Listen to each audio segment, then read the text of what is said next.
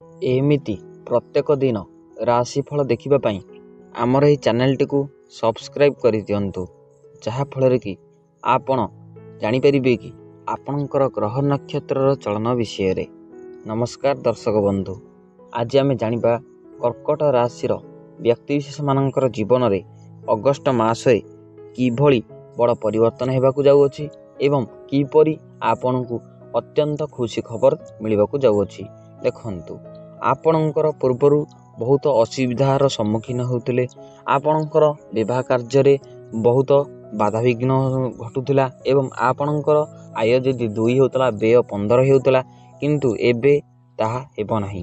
कारण आपणकर पंचम भागरे देवगुरु बृहस्पति विराजमान करिसंती एवं आपणकर सप्तम भागरे शनिदेव एवं राहु एकत्र होई विराजमान करिसंती। गत अगस्ट मासरु 15 दिन पर्यंत आपणकर ग्रहरे देवगुरु बृहस्पति विराजमान करिवे, जहा फल कि आपणकु धनर अभाव रहिबो नाही एवं आपणकु हजि जाइथिबा धनर मध्य प्राप्त होई जिवो। आपणकु पैतृक धन संपत्ति मध्य मिली परिवो। आपण जदि कोनोसी बिजनेस करथांती तेबे आपणकर बिजनेस क्षेत्र रे मध्य उन्नति घटिबो। आपणकर चाकरी क्षेत्र रे मध्य उन्नति घटिबो। आपण कोनोसी नूतन जानवाहन एवं कोनोसी नूतन जमी बाड़ी किनि पारंती, जहा फल कि आपणकर बहुत आशीष रहिबो।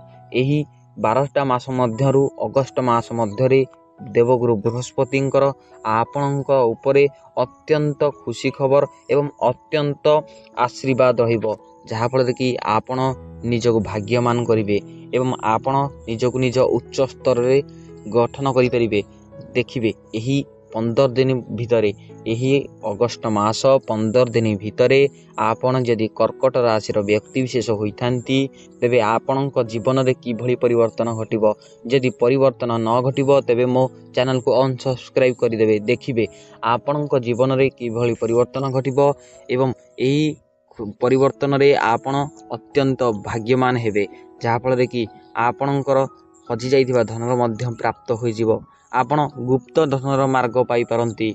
आपणकर पैतृक संपत्ति एवं पितृधन कोनसी गुप्त धनर आपण मार्ग पाई पारंती एवं आपणकु मध्य मिली पारे एवं आपण जानवाहन क्रय करि पारंती। आपणकर स्वास्थ्य क्षेत्र रे उन्नति घटिबो। जदि आपण एक स्टूडेंट अतंती तेबे आपण स्टूडेंट अतंती तेबे आपणकर शिक्षा क्षेत्र रे मध्य उन्नति घटिबो।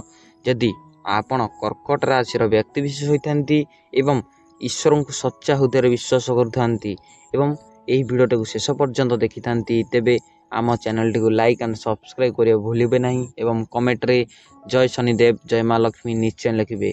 रहुचु, धन्यवाद।